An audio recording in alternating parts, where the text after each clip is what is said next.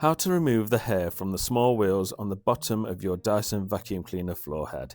To do this task, you're going to need a small flat-headed screwdriver, and it's possible you may need a set of pliers too. I'll explain in a second. So this is the wheel we're looking at, and on one side of the central pin you'll be able to see the metal, and the other side you can't.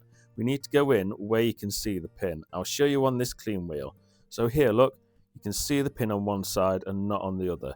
So we need to go in underneath the side that you can see, and then we're just prising it up very carefully, and the wheel should pop out. If, for example, it doesn't pop out, that's where you need your pliers. Sometimes the pins can get stuck, so imagine if this one was stuck, you can pull the pin out like so. Hey, it wasn't stuck, but there you go. So now we just need to pull the hair off it, okay? So take your wheel off, pull the hair off the axle part. It might be a little bit stuck, to be honest with you, and sometimes you have to get a craft knife, but not very often. Push the pin through, you might get a little bit of hair still coming out of the wheel.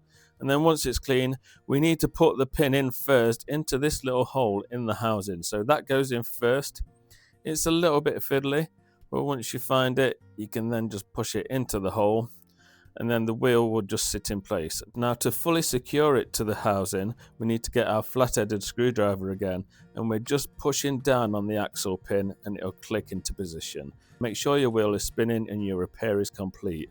I hope you found this video helpful. Please put a thank you in the comments if you have. This next video is showing you how to resolve your poor suction no matter what vacuum cleaner you have.